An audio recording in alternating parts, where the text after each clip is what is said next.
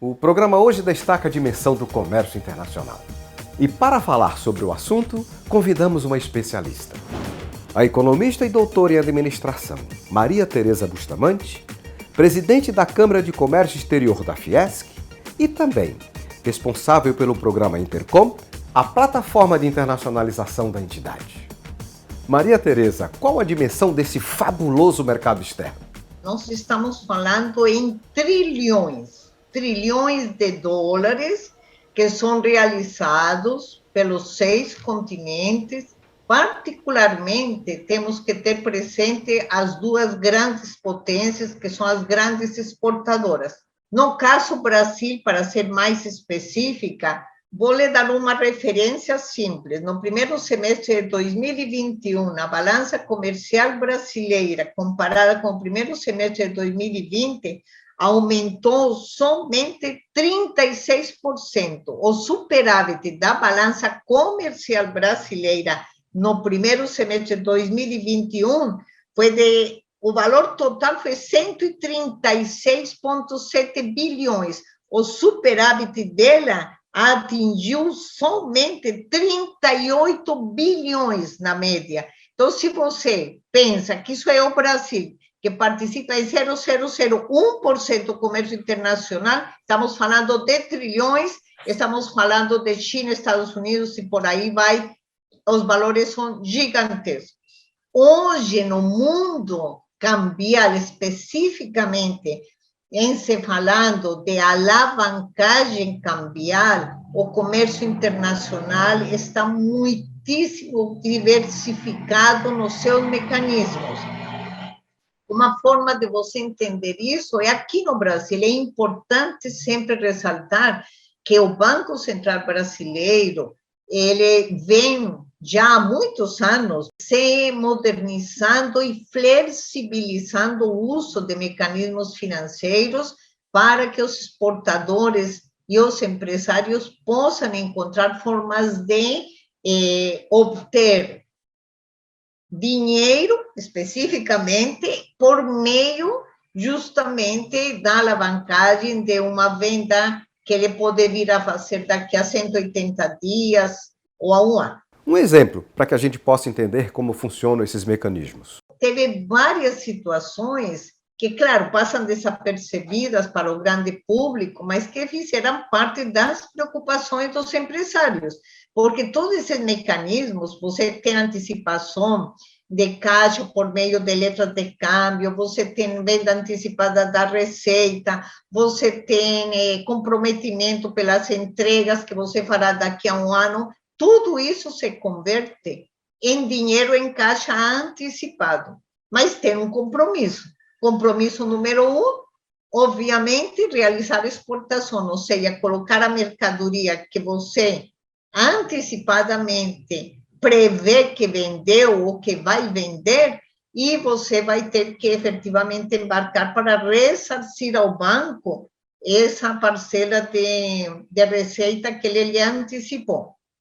Obviamente que tudo isso tem custo, né? Não é assim que o banco é bonzinho, não, muito pelo contrário, é uma operação de alavancagem financeira importante. Então, quando foi decretada a pandemia, muitos desses empresários ficaram desesperados porque os compromissos de embarque começavam a vencer, eles tiveram suspensão das atividades de produção, e aí entrou o Banco Central a ser extremamente flexível, emitiu de forma imediata, em fins de abril, começo de maio, se não me engano, uma instrução normativa dando autorização aos bancos comerciais para que eles pudessem ampliar, flexibilizar os prazos de vencimento com os empresários. Então, esse aspecto do valor de exportação, de importação, de balança comercial, é importante o registro, porque é a maneira que você mostra o desempenho do país, do estado, da cidade ou da empresa. Mas é importante, didaticamente, que o empresário entenda que quando nós falamos de comércio internacional, nós estamos falando também de aspectos cambiais. Maria Tereza, é correto afirmar que, pelos desafios e complexidades, o comércio exterior é uma área de atuação somente para as grandes empresas? Essa afirmação de que o comércio exterior é para grandes empresas é absolutamente equivocado. Ao contrário, você tem uma demonstração concreta do comércio internacional, da globalização pelas startups que têm tomado conta aí de toda a propaganda nos últimos anos. As startups são empresas de uma, duas pessoas, no limite de 5, geralmente são profissionais recém-formados ou profissionais com grandes ideias que nascem globalizadas. E o comércio exterior não tem tamanho de empresa. O que ela tem é exigência de vontade de fazer acontecer desde que o empresário se convença que o mercado brasileiro é grande o suficiente, mas não é o único mercado, e que é um mercado que ele concorre com fornecedores estrangeiros.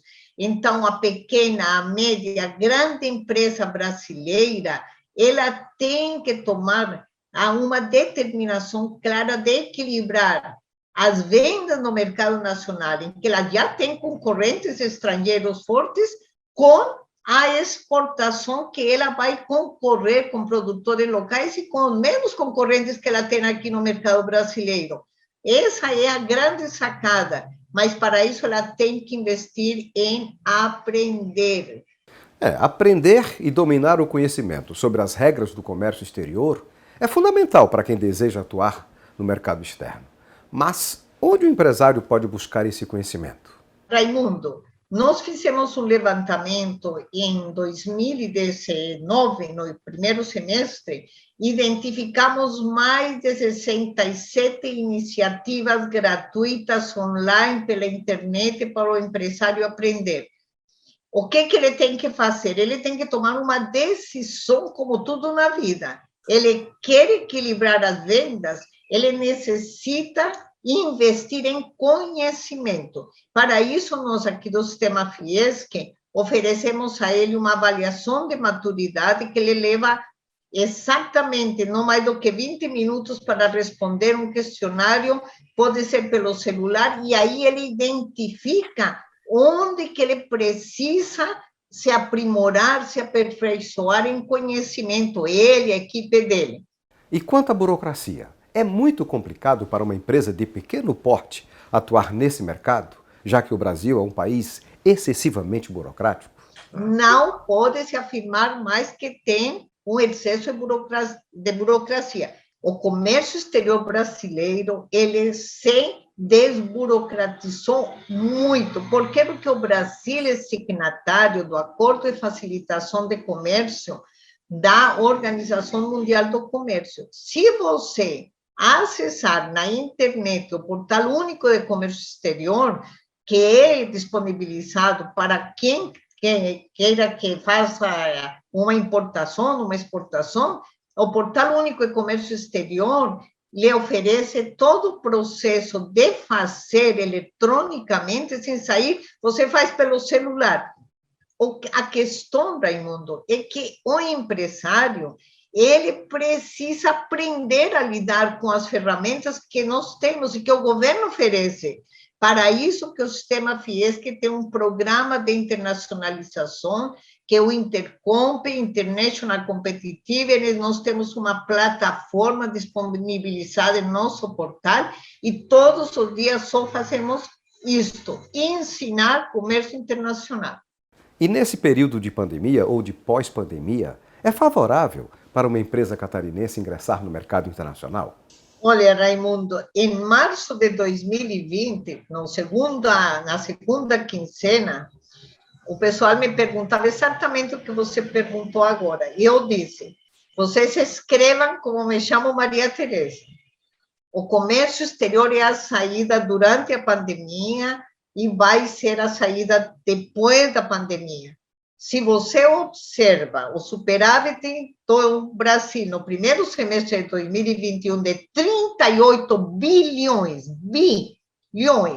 da balança comercial, mostra claramente que a minha bola de cristal em março de 2020 estava extremamente limpa e eu consegui dizer o que hoje está acontecendo. Não se exportou mais por falta de quê? Falta de produção, falta de containers e um aumento excessivo de fretes. Por que aumentaram os fretes no transporte marítimo? Por falta de containers. E por que faltou containers? Porque lá em 2019 havia uma previsão, mais ou menos, de que o comércio exterior iria sofrer uma redução, então os fabricantes de containers, que são 3 no mundo, eles reduziram os planos de fabricação de containers, o container usado passou a ser um nicho de comercialização para utilizações diversas, e hoje nós temos falta de containers, frete marítimo altíssimo, e uma quantidade de volume de produto para ser exportado que está retido nos portos, nos aeroportos, justamente por quê? Porque o comércio internacional se multiplicou. E aí, Raimundo, tem que ser dito, o comércio exterior passou também a usar as plataformas de e-commerce. Hoje nós temos muitas empresas trabalhando venda de produtos pelas plataformas de marketplace, algo que já era utilizado por empresas visionárias que são grudadas no comércio exterior nas suas tendências, e neste momento nem se cogita uma empresa não contar com a utilização de uma plataforma de marketplace, porque você vende para qualquer lugar do mundo, de qualquer maneira, você tem garantia, vende qualquer produto, você tem garantia de pagamento, porque no meio do tempo as plataformas de pagamento se mostraram mais seguras, mais eficientes, você tem empresas voltadas para dar uma cobertura de entrega imediata, que são uma logística mais integrada. Então, hoje o comércio internacional passou a ser algo muito corriqueiro. O problema que nós encontramos é que ainda tem uma resistência muito forte do empresário catarinense, por exemplo. Ele tem que ingressar no comércio internacional porque ele está perdendo oportunidade, e ele tem que equilibrar com a venda no mercado nacional. E eu sempre falo, você já me escutou falar isso 500 vezes e não vou cansar de repetir, o nosso grande concorrente no comércio internacional é o mercado interno brasileiro, porque ele é grande, ele é gigantesco, ele é comprador, mas não pode ficar somente nisso. Nós estamos, de verdade, trabalhando firmemente em mudar a cultura exportadora. E é isso que nós temos feito, estou satisfeitíssima. Nós encerramos a primeira fase do programa Intercomp, nos primeiros 3 anos do presidente Mário, entregando para ele mais de 400 empresas inseridas no comércio internacional de Santa Catarina, um aumento da participação das empresas. Então, eu só posso respirar comércio internacional. Maria Tereza, obrigado pela gentileza da entrevista e conte sempre conosco. Nós contamos com você e você conta conosco. Muitíssimo obrigada sempre pela oportunidade de falar desse tema tão relevante para nós.